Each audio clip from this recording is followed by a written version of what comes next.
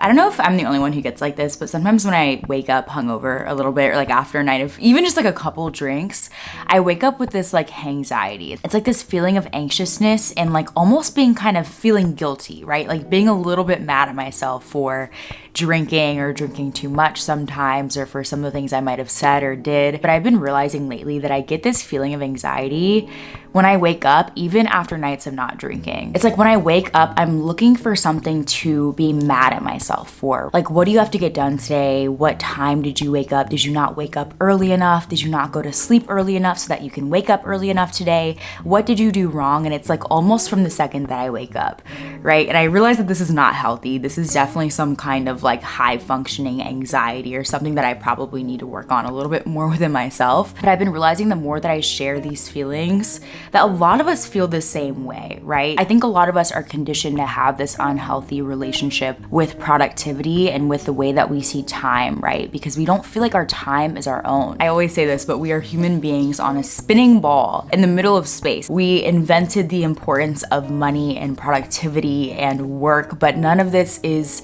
really who we are naturally, right? It's not natural to wake up every day and be faced with 8 hours of needing to be productive and then rest at the end of an 8-hour workday. None of this is natural, right? And I think a lot of times when we push ourselves to fit into what is unnatural to us, it can be really hard to feel in touch with ourselves. It can be hard to feel spiritually connected. It can be hard to feel connected to others, right?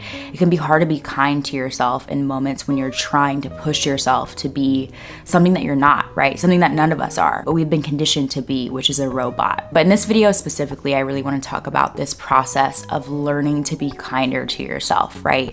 Self-care is one thing, but actually giving yourself the space spiritually and emotionally and mentally to be kinder to yourself in moments when you just want to rest. It's an unlearning process. And so I really want to share with you guys some of the things that I've been learning on this journey of trying to be kinder to myself and give myself the space to be who I am naturally, right? And not a robot. When I'm being hard on myself, when I'm judging myself, when I'm being very self-critical, it not only affects me, but it also affects my relationship with others, right? And this is something that I've been hearing for years, but the more I become aware of it and the more I kind of observe the way that I am, the more I realize that we truly are, the way that we treat ourselves is truly a reflection of the way that we treat other people. It's a cycle, right? When you're being kind to yourself, you're being kind to others. But when you're not being kind to yourself, it's easy to forget about what other people have going on. I notice that I especially get really hard on myself about having a routine, right? I get really hard on myself about little habits that I can do every day to improve my productivity. And when I don't do those habits, when I don't wake up early,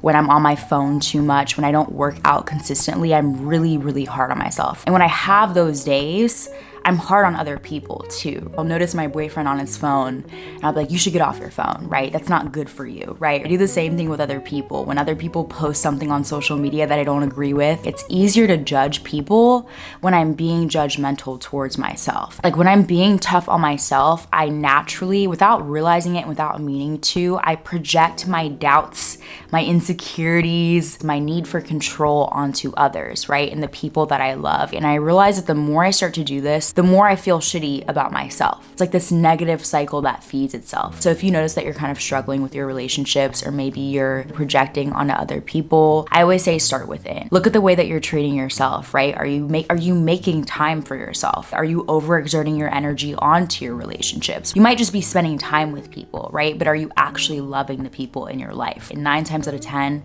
when you look at the way that you're treating yourself, when you give yourself space to take care of yourself, you will also be better at taking care of your relationships as well. So at times when it doesn't feel like it's that important to be kind to myself, at times when it feels easier to be tough on myself so I can get as much productivity out of myself as possible, I have to remember that that's also going to reflect on my relationships, right? So it's a lot bigger than just me. So as I started to realize this, and as I started to be more aware of the way that I treat myself, the more I've been trying to stop those self-critical thoughts and forgive myself. I notice when I'm not making room again for my self-care routines, I start beating myself up for it. I start beating myself up for not meditating enough, right? Or making room to be spiritually connected, right? But that kind of defeats the whole purpose of spirituality. These practices, yoga, meditation, everything that you do to connect with yourself, connect with God, right? With your higher power, with the universe.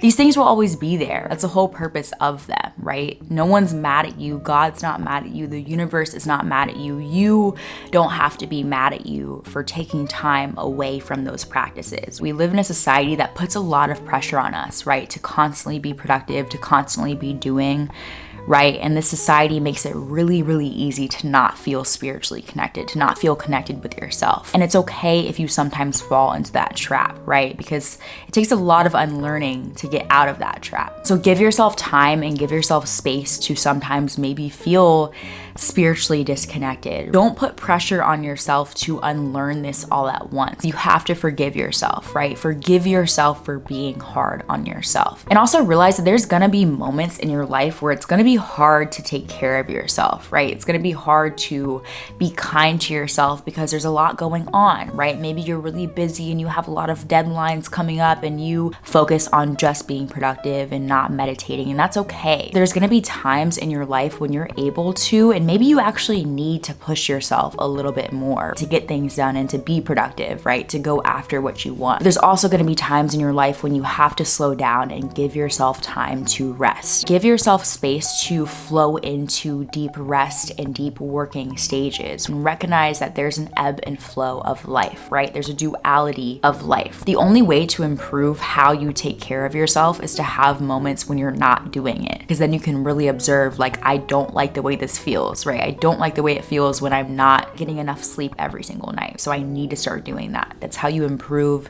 your relationship with yourself. You have to learn what your boundaries are with yourself in order to create them. So if you're trying to make space to be kinder to yourself, give yourself room to recognize this ebb and flow of life. And again, forgive yourself in moments when you're not doing your best. I'm reading this book right now called In the Flow by Allison. Oh my God, I'm forgetting her last name. I'll put it on the screen. But she talks about, you have to tap into feminine and masculine energies at different times. Feminine energy is more about being grounded and going within yourself and nurturing yourself and nurturing others, whereas masculine energy is more about being focused on linear growth and productivity and tapping into that energy. And we, no matter what gender you identify with, we all have feminine and masculine energies that we can tap into. So you have to learn to balance both, especially as women, right? We're conditioned to kind of follow a more masculine energy in our everyday life with corporate America and the way that our work week is structured. It's all structured around masculine energy. So we as women have power when we sink into our feminine energy. So give yourself space to tap into, no matter what gender you are, give yourself space to tap into both energies. So yeah, I'm definitely working on all of this right now. But again, it's a journey, right? It takes a lot of unlearning to tap into what is natural to us as spiritual beings, right? Because again, we've been so conditioned to basically be robots. So give yourself room to learn, give yourself room to be kinder to yourself, because we all need it. You cannot make a difference and help people in this world until you start taking care of yourself. That's really the starting point of actually making change and helping others, right? So hopefully this was helpful in some way. If you guys have any suggestions or tips or anything that you guys want to add in the comments down below, please do, because I learned a lot from you guys. And yeah, I really hope you guys enjoyed the video, and I hope you guys are having an amazing week and are slowing down just a little bit and taking care of yourself when you need to. I'll see you guys in the next video.